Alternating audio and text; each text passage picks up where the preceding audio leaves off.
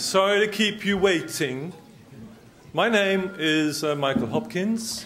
I'm CEO of MHC International Limited, based in London, with offices right across the world.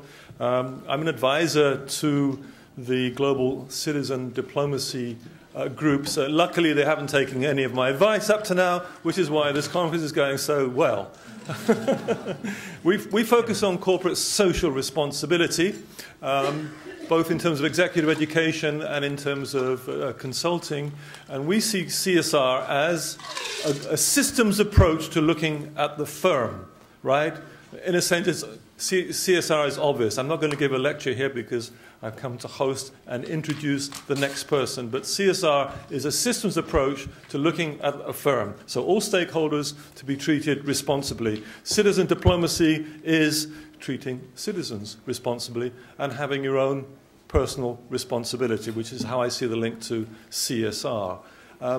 My pleasure to introduce Deirdre White, who's sitting to my right here, who's going to be the Madam Chairperson. Quite often we say Madam Chairman, which wouldn't quite work out.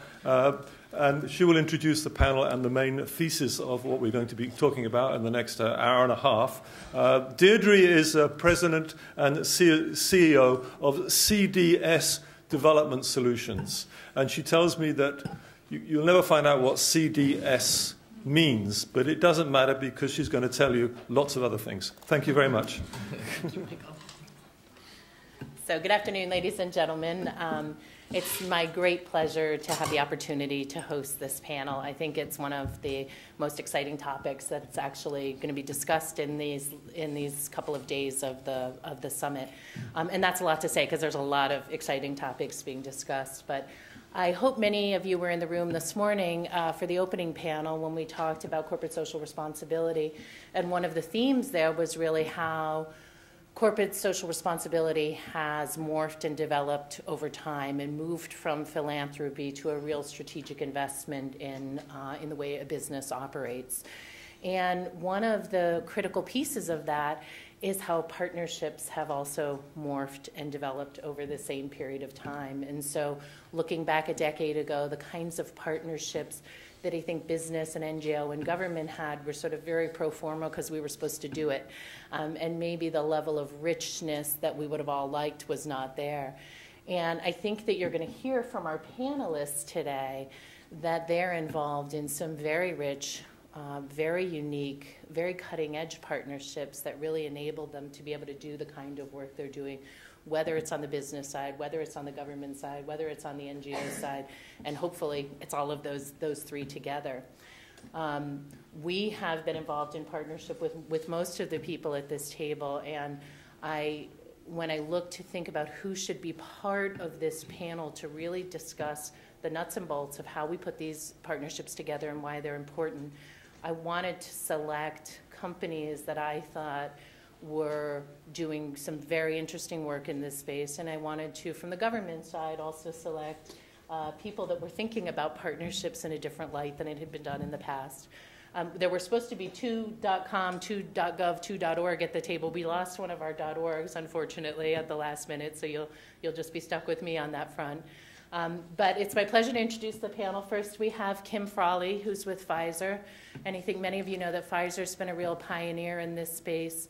She's going to tell you about some of the programs that Pfizer is running through the corporate social responsibility function, and Kim's the Director of Corporate Responsibility for Pfizer. Some of you may be familiar with the Global Health Fellows Program. You're going to hear about some of the other initiatives that Pfizer has as well. To Kim's right is C.D. Glin, who's the Director of Intergovernmental Partnerships and Global Outreach. Did I get that quite right? For the Peace Corps. C.D. also has the honor of having previously worked for CDC Development Solutions. He was our VP for Business Development for a number of years, and we've loaned him over to the Obama administration for a while. But he's done some amazing things with the Peace Corps in terms of thinking about the way that the Peace Corps reaches out and works with other partners. To CD's right is Sheldon Krantz, who's a partner at DLA Piper, which is the largest law firm in the world, and who also runs their New Perimeter program. It's an NGO that operates within DLA Piper, is under the umbrella of DLA Piper, and that provides pro bono assistance around the world by taking their core talent and sending it out to work in emerging economies. Lorraine Hariton from the State Department has been very, very involved in thinking about partnerships in a new way through the Global Entrepreneurship Program, and I know she's going to tell you a bit about this exciting new initiative of the State Department. There's a number of other initiatives that fall into Lorraine's territory as well that I think she'll touch on that you'll all find very interesting. And finally, Afzaal Malik, who's the Director of Stakeholder Relations for Coca-Cola, and who's going to tell you about some interesting things that Coca-Cola is doing in the way that they work with NGOs and the way that they collaborate with government in looking at solving some of the challenges that they've seen when they've been operating on the ground in a number of countries. So delighted to have this panel here. Very excited to hear what they all have to say. And Kim, if we can start with you.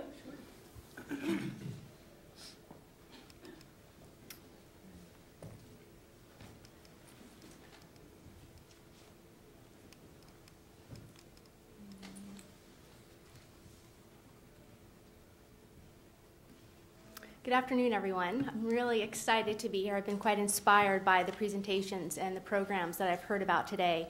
And I'm excited to share with you a story. And it's going to be primarily told through pictures. I think pictures can speak volumes about a really exciting public-private partnership. I think it really exemplifies some exciting progress that can be made when we work together collectively. Pfizer's been involved in working towards the elimination of blinding trachoma for the past 10 years. And we have a very exciting initiative that takes place in Ethiopia called Maltra Week every year. So that's the story, and that's the example that I would like to highlight with you today. So as background, Maltra Week is really a very comprehensive, massive public health campaign that actually takes place in the Amhara region, which is in the northern part of Ethiopia. And its aim is to address two debilitating diseases, and those are malaria and trachoma. And I think you all are familiar with malaria and how it often unnecessarily takes the lives of young people prematurely and unnecessarily. But you may not be as familiar with trachoma, which is actually an ancient disease. It's the world's leading cause of preventable blindness. And actually, it's an infection in the upper eyelid.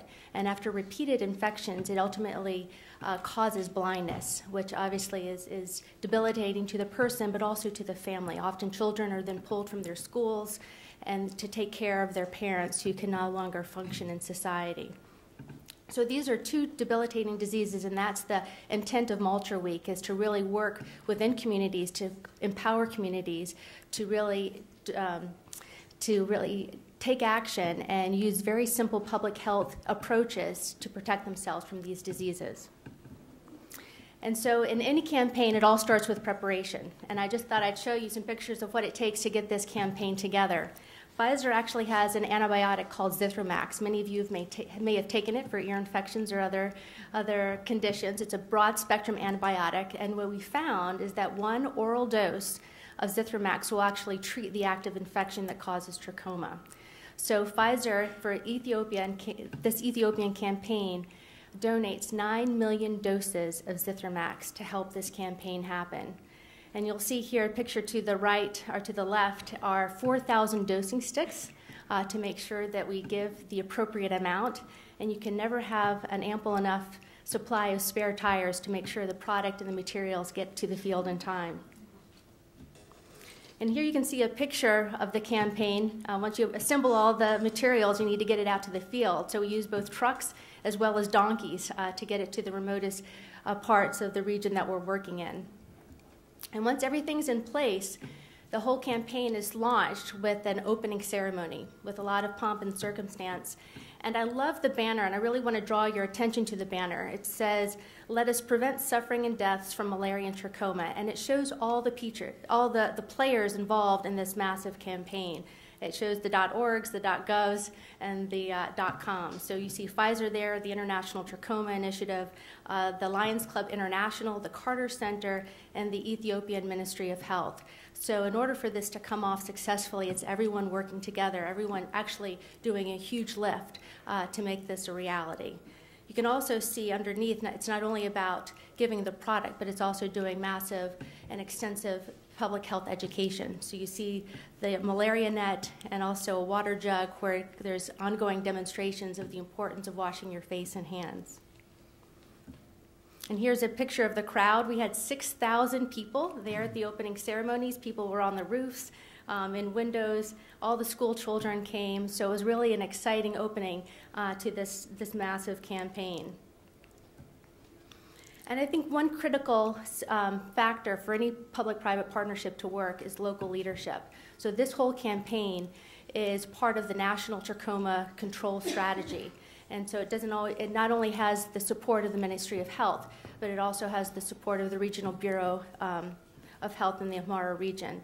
So again, this is a picture showing the local leadership, and without their commitment and without their political will, this wouldn't become a reality. So after the ceremony takes place, we have to roll up our sleeves and get to work and get into the field to make it happen. And you can see everyone went far and wide to make sure that the product and the medicine got to everyone who needed it in the region. And here's a picture of the children being dosed, standing next to the dosing sticks to make sure that they get the appropriate amount of Zithromax. And I wanted to highlight the role of the health extension worker. As I said, this has strong political support, and it was a really courageous decision for the regional health bureau head to actually deploy 4,000 health extension workers during this week time. And they were accompanied by actually 16,000 volunteers who worked side by side with them to actually pull this off successfully. So here you see a picture of the health extension worker. Also, the gentleman on the ground is a volunteer that's going through the patient registry, marking off everyone in the village to ensure that they get their treatment. And this is the end game. The end game is that the next generation of Ethiopian children are protected against malaria, and they don't have to suffer both the pain of trachoma or be pulled from their schools prematurely, and to ensure that they can have both a prosperous and healthy life and future ahead. So again, I hope you're inspired. I had the privilege of being in Ethiopia last year to see this in action, and it's truly astounding to see 16,000 volunteers deployed within a week's time to distribute 9 million doses of an antibiotic that can really make a measurable difference in people's lives. 9,000 is more than the country of Haiti, more than the country of Ghana, and it was just a tribute to the NGOs and the government, and we were really honored to be a part of it.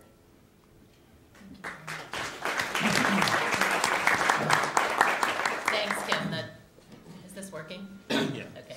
Thanks, Kim. That was a great example of how to bring together the different partners for one particular goal, and it's amazing what you've been able to achieve with this program. So I have some more questions for you that I'm going to ask, but I think I'm going to see if we can have all the panelists speak first, and then maybe we can spend a few minutes with some questions from here, and then give the audience plenty of opportunity to be able to ask questions as well.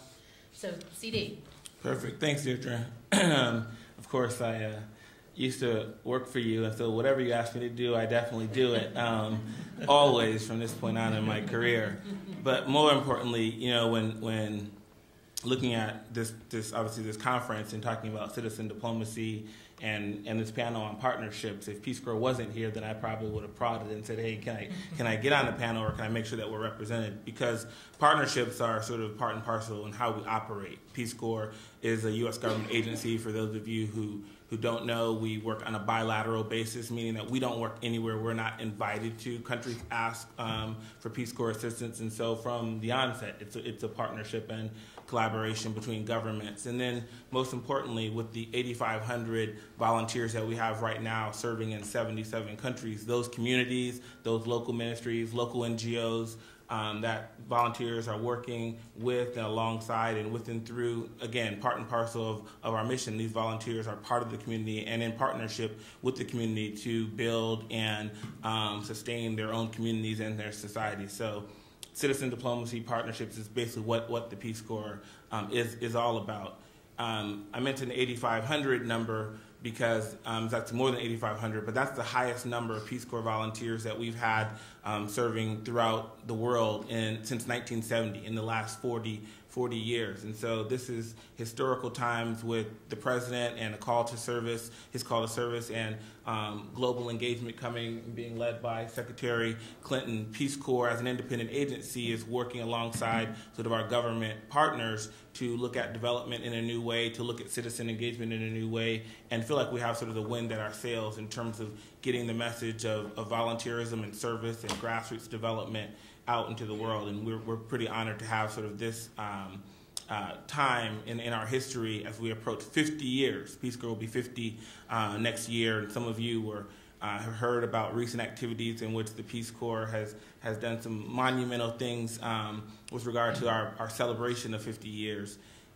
In October, just a few weeks ago, Senator Walford, Peace Corps Director Aaron Williams, and about 1,500 returned Peace Corps volunteers and students at the University of Michigan sort of reenacted President Kennedy's call to service. That then Senator Kennedy made the call on the steps of the student union at University of Michigan, and asked at that time 10,000 students who had come out when he was on the campaign trail and waited hours upon hours into the wee hours of the morning to hear this senator, this candidate for president, talk about what he wanted to do for our country. And he asked if I made the call, if we created a program that would sort of engage American citizens to go abroad, to work in Ghana as doctors and the like, would you come? And that led to a petition and the creation of the Peace Corps. And we can sit here today and know that 50 years, that call to service is still being answered by Americans of all ilks, of all ages right now, who are working part and parcel with countries all over the world. So it really is something that is true to who we are. And again, we don't do this alone. It is in direct relationship and partnership with other countries, but also from a government standpoint, we don't do it alone. When I looked at this as .com, .org, .gov, for us we have another dot, and we do .edu. We have strong partnerships with universities all over the nation where we recruit the vast majority of our volunteers, but also who help us in a number of ways in terms of return volunteers looking at advancing their education and the like. But in terms of my role at the Peace Corps, when I came into the administration and talked to Director Williams about where I thought the Peace Corps needed to go and what we needed to do, luckily I was coming from the vantage point of having worked at CDC Development Solutions and have seen sort of where the space had evolved in terms of the dots, .com, .org, .gov, and volunteerism and service, and said we need to sort of make sure that we are, as we look at 50 years and we look at what our place in the world from a U.S. government agency that operates independently, that provides volunteers to serve the development needs of the global community, we need to make sure we're not looked upon as competitors to NGOs. We're not looked upon as sort of another sort of a competitor to even within the interagency process. Where can we add value? Where can our volunteers sort of help take some of these global challenges that are being addressed across government and that are being addressed by the private sector, that are being addressed by NGOs, and how can we work with them? So we really look at our relationship with the NGO community, with the U.S. government agencies, with the private sector as a true partnership to saying, look, we're going to be there in these countries for the long haul. We're in places that there may not be any other Americans operating, and we have volunteers living and working at the grassroots level for 2 years at a time. So how can we say that we're leveraging and helping bring others to help meet these community needs and to meet the challenges that are being put forth by the countries in which we're operating? And so in the last year and some months since Director Williams has been on board and I've been on board, we've looked at strategic relationships with other international agencies or development agencies. So we have strong relationships now, reinvigorated relationship with EPA as we look at energy and climate change and renewable energy around the world. The technical expertise that they bring, how do we leverage that with volunteers who are going to be in countries that are looking at renewable energy and climate change challenges? So strong relationship with EPA. We look at MCC. the Millennium Challenge Corporation, as they put in, in countries, major infrastructure projects, and they're talking about roads. Well, when those roads are built through MCC, they're going into communities and they're creating opportunities, but also challenges for those communities. And as people travel more and have more access, then obviously there's more prevalence of health challenges, whether it be HIV/AIDS or the like. And so who's sort of in those communities, making sure that those communities sort of are benefiting from these great inputs. And so we have a strong relationship with MCC where they're coming top down with millions and millions of dollars, and we're coming bottom up with volunteers who are working in those communities to make sure those community members are part and parcel to these development inputs. We look at our relationship with the international NGO community, and we're saying to international NGOs that Peace Corps, at the end of the day, we all know this, Peace Corps volunteers go on to work in all the organizations that we partner in. That's one of the competitive advantages that we have, is that we're sort of on the talent acquisition side for a lot of these organizations. They go on to work for Pfizer. They work for Coca-Cola. They obviously join the Foreign Service and State Department. Sheldon, I don't know a lot of them become lawyers, but some of them do. Some of them you can become lawyers, maybe human rights advocates, or We need lawyers like that. But we look at the volunteers and the opportunities and these relationships. When we look at creating them, we look at holistically. A lot of times people feel like it's with the Peace Corps, it's either service or development. Are you sort of an input? You're putting lots of people out there, giving them the opportunity to serve. And those of you, how many people in here have worked for the Peace Corps or served in the Peace Corps? Okay, it's a good number. We can do more. So there's no upper age limit on the Peace Corps too. So you all still have an opportunity to serve. Recruitment table out there. Exactly. Oldest volunteer right now is 85, serving in Morocco. She has a Twitter account. She Skypes with her grandchildren. Every other day. It's pretty amazing. But no upper age limit. But when we look at what the Peace Corps sort of offers and what we do in partnership with others, we're looking at it almost holistically. It's not about are we only service? Are we giving Americans the opportunity to serve? And it's not all about sort of development in terms of what the actual global development impact is. And we sort of have to make sure that we're singing from both sides of the song sheet in that. But we do look strategically at these partnerships and the opportunity that we're providing our partners. And we sort of are asking beyond. The most important thing at the end of the day is people are in these communities for 2 years at a time working alongside community members. What are they doing? What's the development impact? And so that's where a lot of the bread and butter of our partnership sort of live in relationship to what technical skills, what capacity building initiatives, what community initiatives are they sort of working on. And so that's where we see a lot of collaboration in country with international and local NGOs, and we're doing that more strategically now than ever. But I also start looking at, sort of the input model, the recruitment. A lot of people want to get into international development, service, citizen diplomacy, and the like. Peace Corps as a vehicle. So we look at these relationships from a recruitment standpoint as well. And then on the back end, you get in, you serve 2 years in Peace Corps. On the back end, where do you go? And so our partnerships are saying, look, we have people who worked in agriculture and environment and education and small business development, and who's out there looking for people with these a minimum of 2 years of experience, language skills, and the like. And so we look at our partnerships holistically so that we can get the most out of the volunteers when they're in country, but also look at the bookends of recruitment and life after in-country volunteer service. When I think about what we bring to the table, what does the agency bring into our partnerships?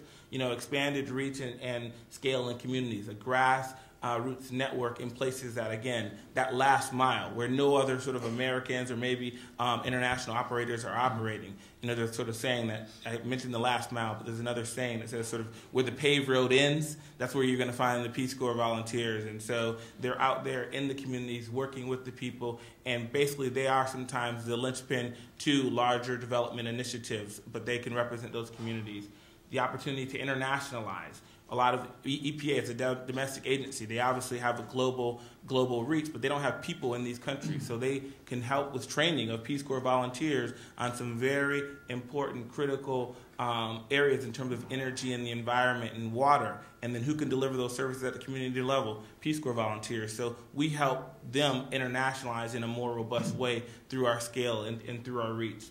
And then sort of the increased development impact, the long-term impact. As we look at our partners, at the end of the day, Peace Corps volunteers are in their communities for 2 years at a time. And in those 2 years, that's the sustainability of effort, and that's one volunteer cycle. So what about 3 volunteer cycles? So now you're looking at a community and a partnership where you can be guaranteed of having engagement at the grassroots level and advocacy at the grassroots level for 6 years, 3 cycles of volunteers. So that sustainability of effort you don't often find, not even in USAID projects that you, as we all know, mostly people in this room last for 2 years or 3 years or 5 years, but Peace Corps volunteers are there for the long haul in those communities. And obviously, the local language, the local knowledge, the connections. We become sort of translators for our partners, whether they be corporate partners or they be government partners. We know the language, we know the communities, we know the stakeholders because we live and work there. We go to sleep in those communities, we wake up in those communities. We're not working out of the capital city and coming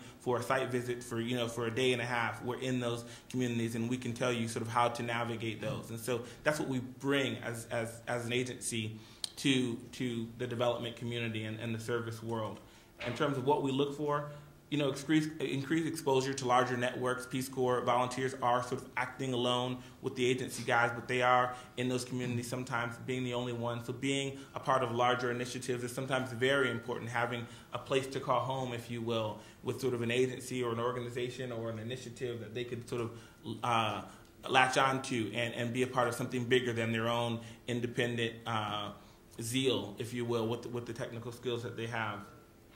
As I previously said, we look at the technical assistance, we look at volunteer placement, we look at site development. There's a number of things that we look for from partners on where they're operating, and maybe Peace Corps wants to enter into those areas instead of trying to go it alone. If an NGO or an organization or a local organization is there, we can place a volunteer in that site, so they're giving us greater reach into areas that we may not be, and we don't have to sort of develop our own processes for figuring out how to place a volunteer there. Let's place them with Save the Children in said community. So we look at that. And again, I just want to kind of close on when we're sort of looking now more at the developmental impact of the volunteers. We're a government agency. Our money comes from Congress. And the service message, the citizen diplomacy message is always going to be bipartisan, always going to have strong support. But we are, as most agencies, sort of being caught on the carpet a little bit more about, well, what's really happening? 50 years, yes, let's celebrate. But you're in Ghana for 50 years. What's really happening? So when we start looking at the developmental impact of the volunteer experience, we're really looking at that from the standpoint of who are we working with? How do we take an individual volunteer's efforts or community efforts and roll that up into larger initiatives? And so that's a really important piece that we're looking at now that we hadn't really had a lens on in such a bright spotlight before. It's really important to us, and that leads me to sort of this concluding statement that we all know Peace Corps as a 2-year volunteer experience. In those 2 years, everybody who raised their hand or who's been exposed to Peace Corps volunteers, they know that when you leave, you're adding the most value to your community, to that initiative, to that project. And then you go home or you go on to work at another agency. We're using partnerships right now very strategically to look at 3rd-year volunteer assignments. So we're having direct placements with .orgs, .coms, .govs, and the like to work on larger initiatives where volunteers in their 3rd year, they know the language, they know the community, they've been around the block a few different times, and they know the shortcuts. And if we can keep them longer, keep volunteers longer, and give them great opportunities to work with larger initiatives, whether it be NGOs or government agencies such as MCC or sort of strategic placements, then that is increasing the developmental impact, and that's where we're also like again I said, looking more strategically in terms of what are volunteers doing. And that 3rd year is what people are asking for. They're really saying, we want to partner with you, but we really don't want CD when he first arrives in South Africa, when he doesn't know anything about the community or he doesn't know anything about the country. But 2 years in, when when the person's speaking the language and they know the community and they're adding the most value, they're saying, if we can have them then, that would be great. And we're seeing that in terms of meeting halfway, increasing our developmental impact, but also helping other partners sort of increase their impact as well. So that's a pretty new phenomenon within the Peace Corps of really, really pushing 3rd-year volunteer extensions, whereas before everybody sort of like, do I have to stay for 2 years? Now we're getting people wanting to stay for 3 years. Great, thank you, CD. I love that last piece. I love that last piece of what you said. My unending song is impact, impact, impact. So, thrilled to see the Peace Corps really focusing on, on what it all means. You taught me well. So the next person that's going to share with you is Sheldon Krantz. And I misspoke earlier when I said we only had one .org at the table. Sheldon kind of straddles the two, DLA being the .com, New Perimeters being the .org. But I want to say just one other thing. Besides what New Perimeters does in pro bono work around the globe, DLA Paper also has a very robust pro bono practice, and we are honored and lucky to have them do an awful lot of work for us, and they've been an incredible partner to CDC Development Solutions, so I just have to say that in thanks. And you're one of our favorite clients. Well, Deirdre just mentioned, law firms like DLA Piper do have robust pro bono programs in the United States. But it's fair to say that the legal profession here in this country has not done nearly enough to support the need for law reform and development in developing and post-conflict countries. And to address that concern, 5 years ago, DLA Piper created an affiliated nonprofit called New Perimeter. And its mission is to provide opportunities for our lawyers, and we have offices all over the world, to work in teams to address issues such as projects to empower women in Africa, or issues relating to rainforests, or programs relating to economic development. We have lawyers who are very interested in devoting pro bono time to taking on bigger projects outside the United States. And the firm has now made a commitment that exceeds over $6 million of pro bono time a year. We're going to press them to get that number up. And I wanted to give you just a couple of examples of situations where nonprofits have reached out to us because they felt there was a role for lawyers to play. And then I want to close with an indication of things we're working on where we're looking for partners. Because to be honest with you, as good as lawyers think they are, we can only solve part of a problem. We need other professionals. We need local communities to work with us. And together, we can make a significant impact. Illustrations of what New Perimeter has done. Shortly after we got started, we were approached by the Global Fund for HIV/AIDS, malaria, tuberculosis. As you all know, it was created with a mandate, and suddenly billions of dollars that had to go to high-risk countries all over the world to deal with the HIV/AIDS, malaria, tuberculosis crises. And because there was tremendous pressure to get the money out, it was very difficult to do due diligence and to make sure that there was not going to be fraud and abuse and corruption when money got into countries, and we can name several that have strong histories of corruption. So the Global Fund reached out to us as a law firm and asked us to do two things. One is it wanted help in creating an Office of Inspector General, and it wanted to train staff so that they could go through the process of, again, anticipating situations where there could be the head of a country who would create a purchasing company and divert millions of dollars. So we put together a team of lawyers to work with the Global Fund to create an Office of Inspector General. They then said, we get hotline calls all the time saying that there's been corruption in a particular country. Can you have lawyers join us to get in country to deal with crises right away and help conduct the investigations?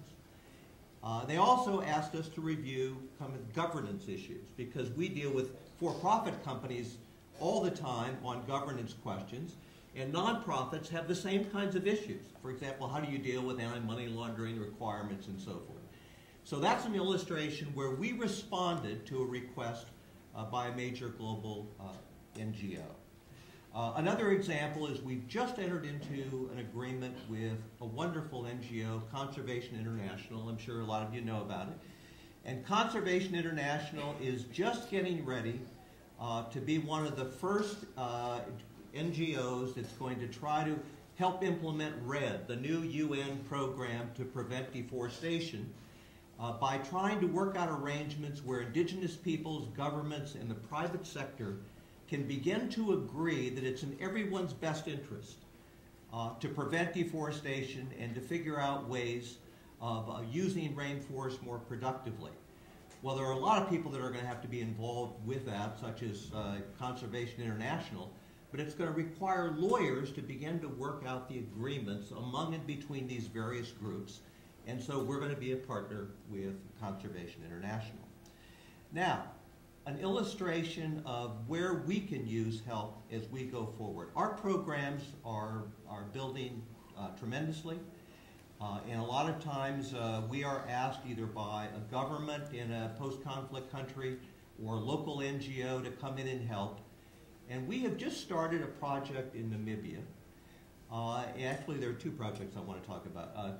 But one is we have discovered there's a wonderful local organization called the Amba Arts Trust, which is trying to provide support to rural artisans, often women who have HIV/AIDS or tuberculosis or are blind, but who are doing very creative, artistic work, but they have no ability right now to figure out how to organize themselves, to figure out what their markets are in country, to figure out how they can get into the international market, to figure out how they can deal with the Namibia Ministry of Trade. So we have agreed to make a long-term commitment to help them, first of all, with corporate transactional lawyers to help them figure out how to structure themselves, but ultimately to help them use their creative talent in a way that they can really compete effectively, as I say, in the local and international marketplace, and maybe combine forces with the government. Well, we have a lot of skills we can bring to bear to help them. But if you take a look at what these women need, ultimately, they're going to need the help of professional accountants. They're going to need the help of business management consultants.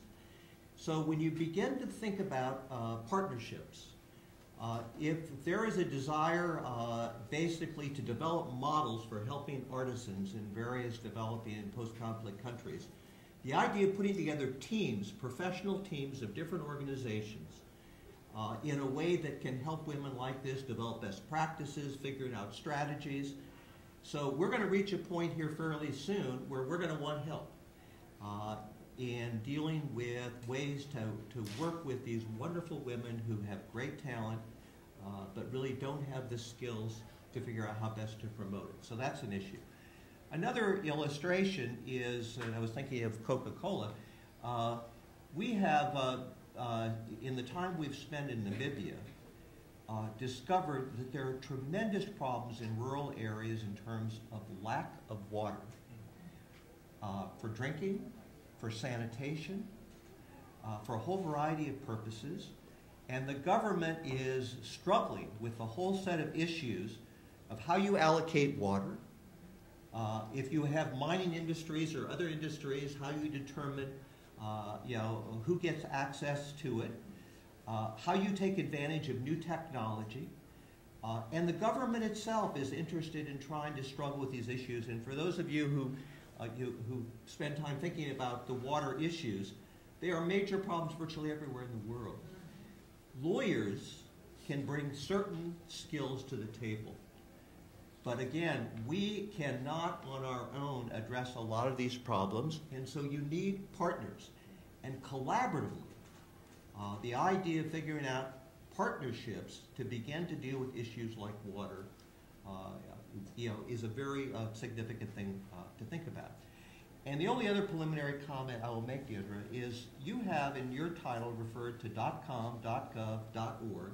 I want to add another dot, and that's .edu. We have found recently that there are a whole range of professional schools, schools of public health, medical schools, business schools, and now law schools. I was just at a conference yesterday, and law schools are beginning to think of ways that they can work in this field. And it occurred to me also that the Johns Hopkins Carey School of Business has just created a special 2-year MBA program in which the students are going to be required as a condition of getting a degree to devote time abroad working on issues such as the ones that we're beginning to confront. Hopkins also, for example, has a Center for Water. So the notion that we are talking about partnerships here, we ought to add the educational community because they have a lot to contribute and frankly are being underutilized and are not volunteering enough on their own. So that is another Very, wonderful very opportunity. So my closing pitch is we are a law firm, I think, with a heart. We have lawyers who are anxious to work on problems all over the world, but without partnerships, I think there's a limit to what our effectiveness can be. And so we are anxious to begin to explore possibilities with everybody in this room, everybody at this table, to see how we can work together. Thank you. Well, law firm with a heart is absolutely true, but I'm sure it's also the first time you've heard the phrase. That novelty came out of this summit. Thank you, Sheldon. So, Lorraine, I'd like to turn it over to you. You know, I think as all of you know here, the State Department has really invested a lot into how they can rethink their own partnerships and specifically how they can look at the space of entrepreneurism and what the kind of partnerships that the State Department can have in that area. And Lorraine has just been a powerhouse driver of this agenda within the State Department. So, Lorraine, may I turn it over to you? Thank you, Deirdre. And I'm thrilled to be at this conference and to see all the energy and enthusiasm. And there's no way that I can do my job as Special Representative for Commercial and Business Affairs without having great partnerships with civil society, and all, whether it's corporations, universities, law firms, NGOs, foundations, investors, the wide range of potential partners. And I think Secretary Clinton herself has made it very clear that if we are going to be successful with our foreign policy agendas in the 21st century, we need to go beyond government-to-government relationships. We need to really embrace, both for our foreign policy and our development agenda, the full range of potential partners that we can work with around the world. So this conference, and specifically having such an emphasis on what businesses and NGOs can do, not just individuals, I mean, it's really very, very important to our foreign policy agenda going forward.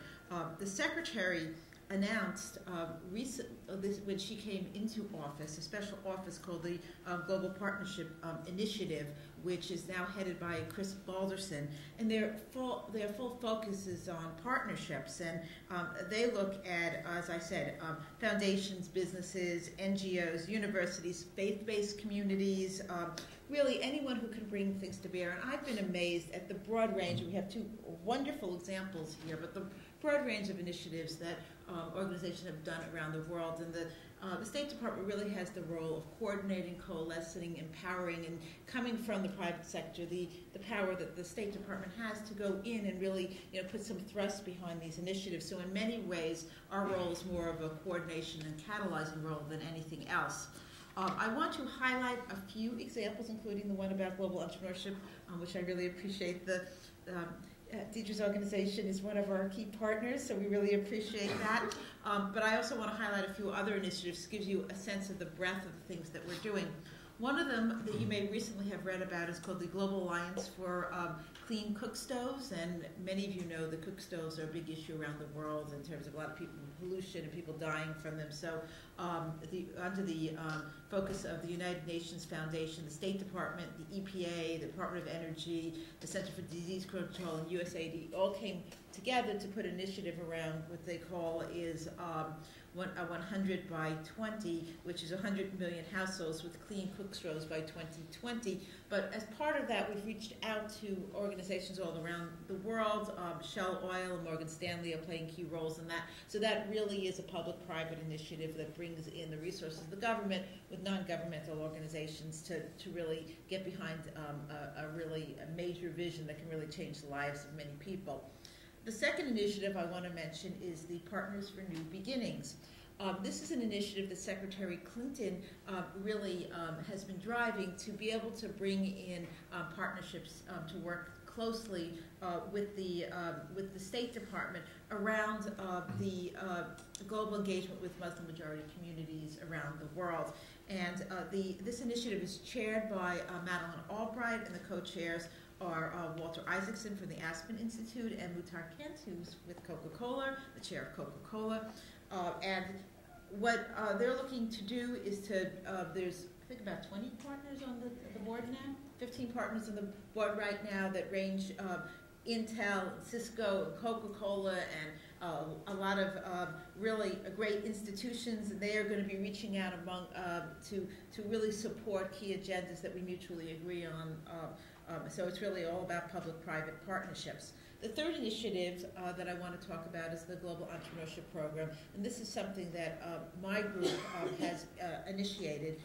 As you may recall, when President Obama talked at his Cairo speech, he talked about entrepreneurship being one of the key tenets for global engagement with Muslim-majority countries, and called for a summit on entrepreneurship. That was held in April of this year, where we brought in 215 entrepreneurs from all around Muslim communities, from 58 communities around the world. It was a very successful event. We had people from ranging from Muhammad Yunus down to a 20-year-old woman who had won her INJAZ business plan competition, and on stage she got a scholarship to go to Babson College, which was really thrilling right there. So there's been a lot of things that have really happened off of that, but the Secretary is very wants to make sure that what came out of that conference is really institutionalized. So she announced the Global Entrepreneurship Program, which is a partner-based program and in-country to drive development of a complete ecosystem around entrepreneurship. So when we launched in Egypt, for example, we had 20 partners ranging from corporations like Goldman Sachs and Cisco and Google to local universities like Nile University and the University of Cairo. We had the Minister of ICT in Egypt.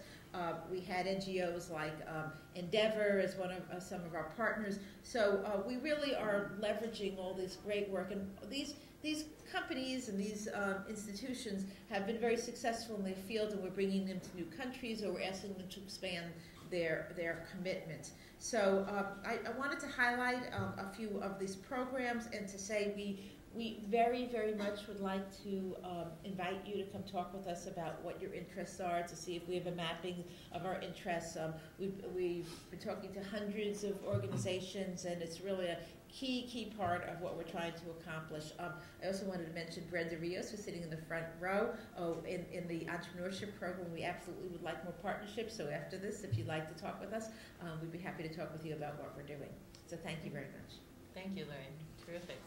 And last but certainly not least, I think, again, a lot of you were there at the opening plenary today, and I'm sure you were both interested and inspired to hear Ingrid Saunders-Jones' comments this morning.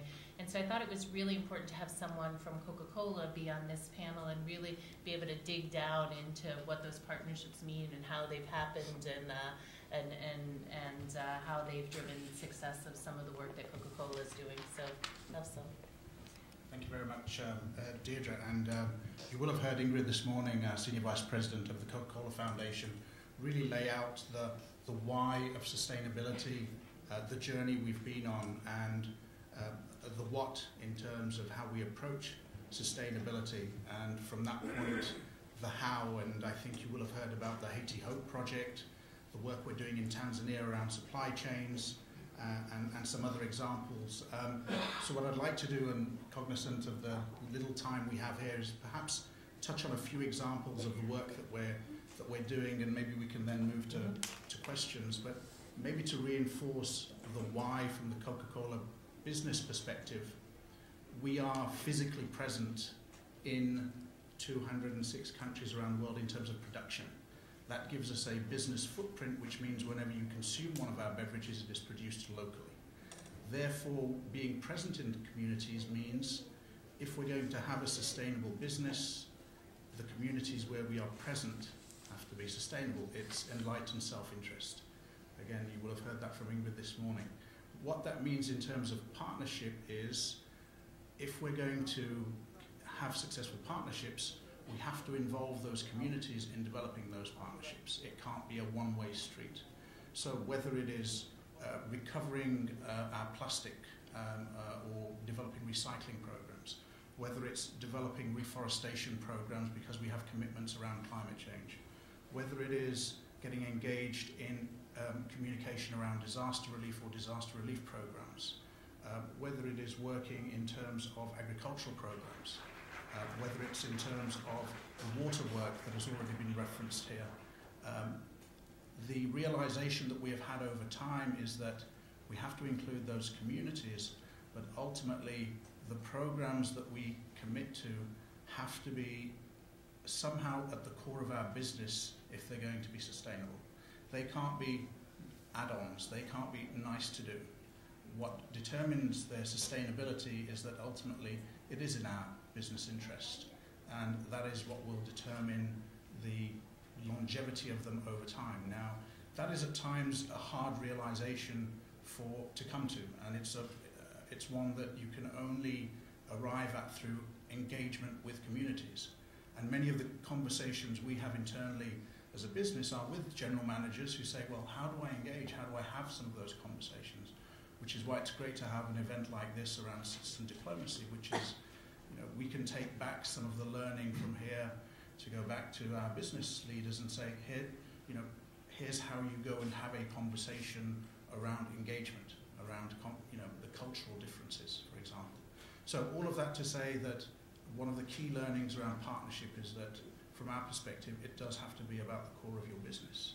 And then when you come to the how, in terms of the partnership itself, you will hear Muhtar Kent, our Chairman and CEO, talk on any number of occasions about the golden triangle of business, government and civil society. And within civil society, academia plays an incredibly important role.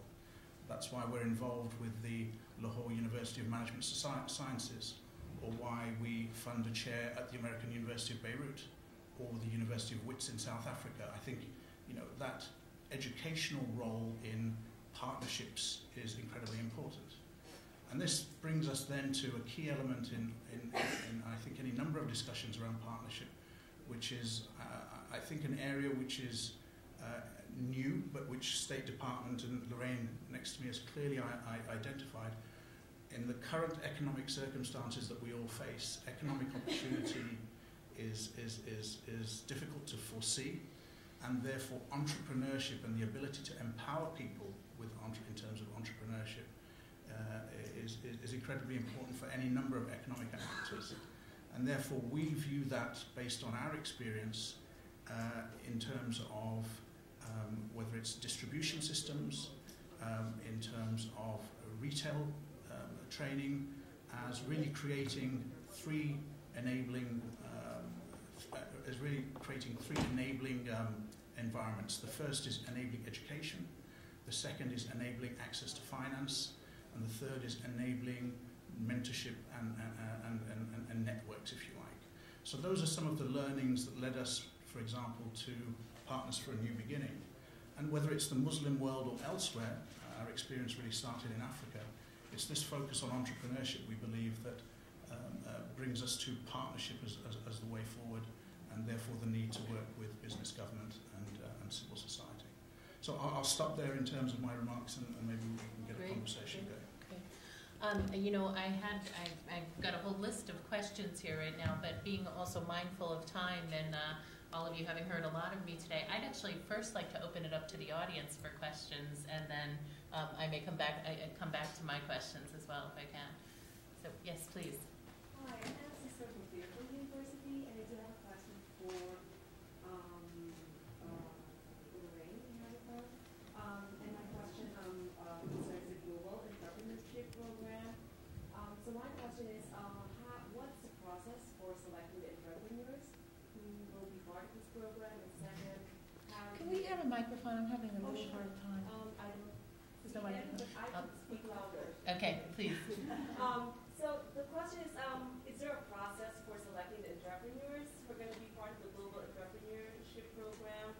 And second is how is the state reaching out to the lower income entrepreneurs to make sure that the development reaches has a wider reach in the society? The State Department and the U.S. government, especially through USAID, has many programs that deal with entrepreneurship, many associated with underprivileged women, youth. So there's a litany of programs that have different focuses to them. Some of them are things like business plan contests or training programs, or so there's a lot of things that go on. The Global Entrepreneurship Program is aimed at coalescing the resources in the private sector and civil society to leverage them, to broaden them. And if you look at anything you can imagine, there's programs around in terms of the scope of entrepreneurship. We actually have 6 categories. We have identifying entrepreneurs, training them, giving them access to capital, connecting them with mentors and resources, dealing with regulatory environment to improve the regulatory environment, and celebrating them. And within that, partners have one or more programs in those areas. For example, CDS is active in almost all of those things in many countries around the world. So I guess the answer is we do all of those things, and we do a lot of them through leveraging partnerships and also through our aid programs. And for some of those specific details, you have information available on your website, right? Where people that are here can go and learn more about it. And we also have some brochures here if people are interested. Perfect, thank you. Others? Yes. My name is Jean Marie Duval, and I work with the American Council on Education, which is Presidents of Colleges and Universities, a program called Higher Education for Development. And so my first comment was for CD, because I think you forgot to mention like one of those unsung heroes or quiet gems of Peace Corps, which is your Master's International Program, where students go into a master's program and then they do volunteer with the Peace Corps as part of the program. And the higher ed community just really thinks that's one of the best things going in terms of getting specific expertise that's needed in that. And I also wanted to say that we have funded more than 350 partnership awards over the past 15 years. We're funding from USAID, and we've actually done impact assessments on the long-term impact of these partnerships. Because institutions have worked together, faculties have worked together, degrees and programs and experiential learning has grown out of it. It actually does survive the initial funding period. So I can share those impact reports with people. Thank you. Anyone else from the audience? Yes.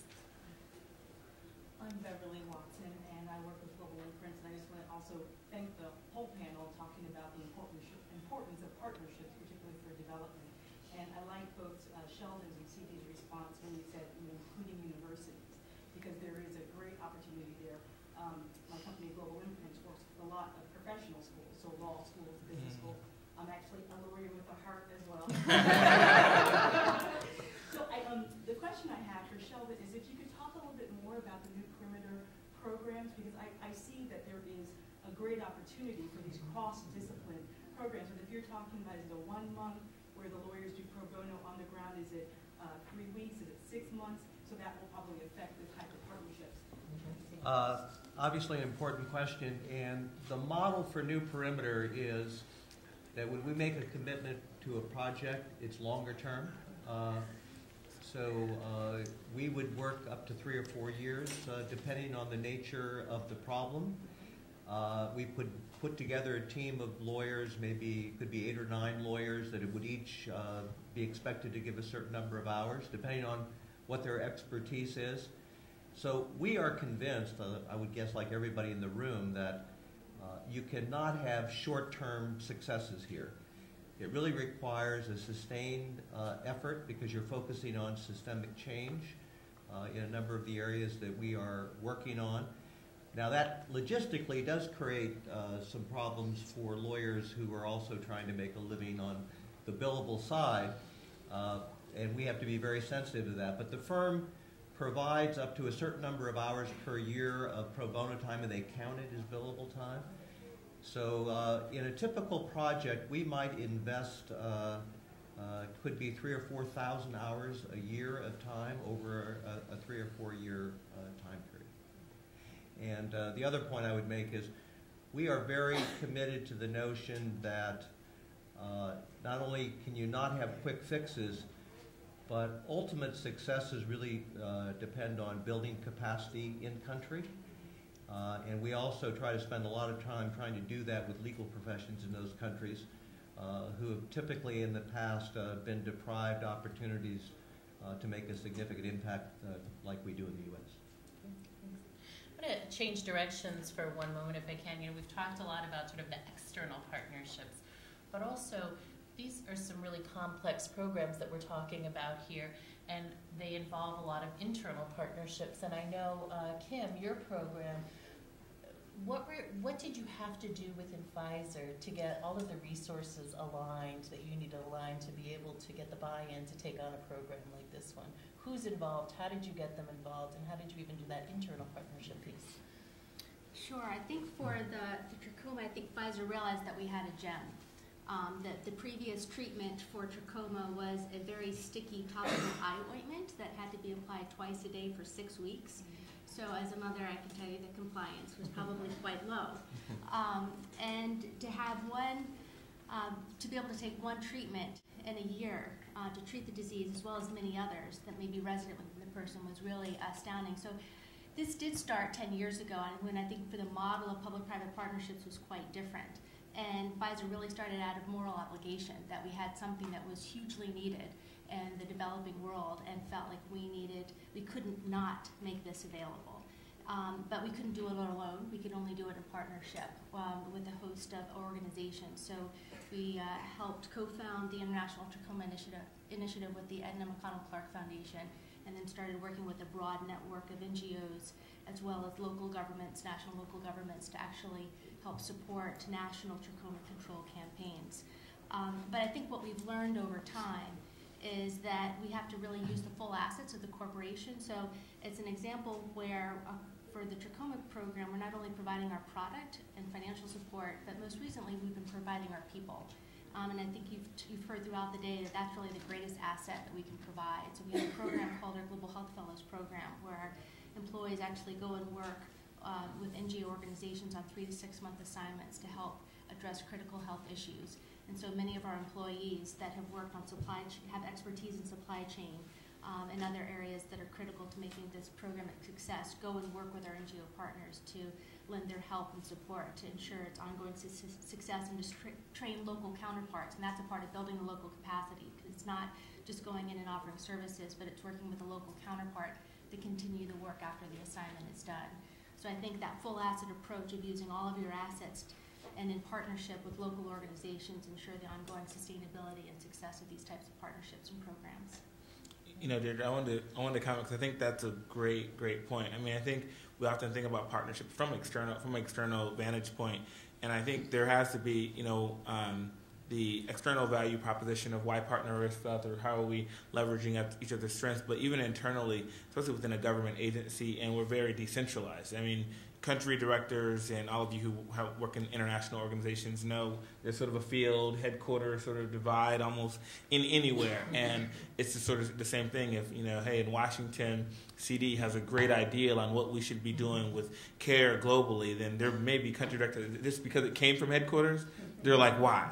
And why are you trying to push this out? And they really have to be sort of sold, and we have to, from a headquarters standpoint, and my whole team sort of look at what's the value proposition to them, let them know we're making their life easier, let them know that this is going to, you know, we're creating systems for ease of use, almost so they can sort of plug and play, because within the Peace Corps, each country sort of really defines their own objectives and their developmental areas, whether it's agriculture, or education, or youth development, you know, individually at the country level. And so from a headquarters standpoint, part of my job and everybody I work with is sort of making sort of the message pretty clear that even for within the agency, this is going to be good for all of us, and that as we look at these external partners and making the pitch to them internally, we're always sort of selling in and making sure that other people are sort of get why we're sort of creating almost sort of a new system, but it is herding cats at times. I mean, it really is bringing together the internal cell almost before the external. That's good. Yeah. Well, I think whether we're private sector or civil society or government, we all face the same center field challenges, and CD, you reflect them well. I think a couple of examples, one top down and one bottom up in terms of partnership. I think one of the most innovative partnerships we've seen came out of our India business unit working with United Nations Habitat program out of Nairobi. But there was a relationship and it worked very well, and suddenly the partnership went from India to Nepal to Pakistan to Kenya to Brazil And before you know it, a global partnership came from that set of countries and had nothing to do with Atlanta other than the foundation allowing that to foster and to grow. But in terms of the relationship, you can see how the idea came from elsewhere, but really the center and the foundation was the connective tissue that allowed it to happen. So that was the one, I would say, organic way where the idea came bottom up, and then the center allows that connective tissue. The other example is an idea that came with a water partnership from the center, and then you've got, I think, the other reaction, which is a little bit of the not invented here. We have our local partnerships. What are you talking about? And there's a longer process of buying and selling it in. We've come a little bit to the conclusion that partnership management, whether it's internal or external, we reflect it with our customer account management. You know, identify your champion in the organization, internal or external. Build your management routine, make it regular, and probably not an email, right? So make sure you're talking regularly. Share that information, build your interaction regularly, build the trust, and then use your top-to-top relationships every so often so you can lay out a few milestones along the way. But whether it's internal or external, they're both equally important. Yeah, Sheldon. If I could, I'd like to ask a question of both Lorraine and CD. You're both clearly advocates of public-private partnerships, and obviously you're trying to do a lot. Without naming any other agencies of government, I have picked up a sense that there really are internal bureaucratic problems that have made it very difficult to move forward and try to establish public-private partnerships with a number of federal agencies that really are in a position working with the private sector, with education, to make impacts in different places in the world. And I've certainly seen the Obama administration as an administration has been very supportive of the notion of public-private partnership. And I'm just wondering, is there any discussion among and between agencies that would help break some of the log jams, in effect, and bring other federal agencies to the table, because we need them? Yeah, I mean, the hard part is I think that both Peace Corps, state, are sort of on the positive side of that equation. I mean, we're actively engaged with the private sector. We know that we do a lot of things with and through the private sector, private actors, and I mean, I think that it kind of goes to what was mentioned earlier, sort of identifying champions within, at the right level, champions within agencies that you may see sort of some of the roadblocks being put up. But I think there is a seed change on board in terms of engagement with the private sector, even in terms of economic growth and how important and vital it is within the administration. So, I don't have any direct answers, Sheldon, but we could, you and I, we can talk later, and if you want to share names, I can, maybe back channel communication help out. Honestly, I spend most of my time thinking about how I'm getting my program working, and we're doing public-private partnerships, so I don't really. Yeah. But if there's a specific issue you have, let us know. Let's see if we can help you. Okay. I'm mindful of the time here. We started a few minutes late, so if we can give this just 2 more minutes and then wrap up, I think this is just a really terrific discussion, and I want to throw out to sort of anyone on the team. We've touched on this a little bit, but and also just gave a good example. But how do you find these partners? How do you know who's a good partner and who's the right fit for you? How do you even identify your short list? Where does it come from, and and then how do you narrow it down to the real partners? Well, coming from the business world, and spending my life in sales and business development, it's really not much different. You get out there, you talk about what you're trying to accomplish, you communicate with a lot of people, you do good marketing and networking, and you have a clear idea of what you're trying to accomplish, and you connect up with people that have with criteria, like in our Egypt, in our pilots, we only want partners who we either come into a country with added value or expand what they're doing. So we're not looking for people to just raise the flag and say, yeah, I've been doing this forever. We want them to add value, and we have a criteria for that. So you got to set the right criteria. I think the wonderful world of websites really now provides very good starting opportunities. Clearly, you cannot believe everything you read on a website, but there really is important development in what people are putting on their websites, describing their programs. I think for us, the more difficult issue is to get background and due diligence on NGOs in countries around the world. I mean, there certainly is a lot of information available here. And the question is there a way to really get good intelligence on an NGO somewhere else without going to that country and doing your own due diligence? But I do agree with the network Lorraine's describing. There's a lot of way to get information, but that's the primary concern we have. You know, I think I was thinking even beyond the identification too. One of the things that I know has been a real challenge for us as an organization, and that's really changed over a lot of years, is even we always spoke the USAID language because that was the world that we lived in up until 5 or 6 years ago, when we really changed our focus to engage with the private sector. But learning to speak the language of the private sector, and for the private sector to learn to sort of speak the language of not-for-profits, and for government to sort of straddle them both. I think that's a really important piece of it, and how we've all really been able to find some common language over time, because a few years ago the common language really was quite difficult to find. And I don't know if you found that in your work as well, and suffered through that, I guess, if you will. I would just say that I think one of the critical issues is about mission alignment. And as long as you've kind of aligned to the end goal and the end game, and you realize that you have clear roles and responsibilities, and each can bring something different and unique to the partnership, then that can make it successful. And I think that whether it's our relationship with the government or with the local NGO, everyone knows what they need to deliver in order to achieve the end goal, so that we're all successful but making different contributions. I think that's perfect. I mean, mission alignment and then sort of issue alignment. If you sort of say, okay, it's just Peace Corps work with Coca-Cola, I mean, there's no, direct tie-in. No one would automatically say we're a great partner. But when you sort of make it about water, and Coca-Cola sort of says what they're bringing to the table, and we start talking about communities and water systems and water council and maintenance and all the things that we bring from sort of a community engagement standpoint, and what they're bringing, then that becomes the issue. Same thing with malaria.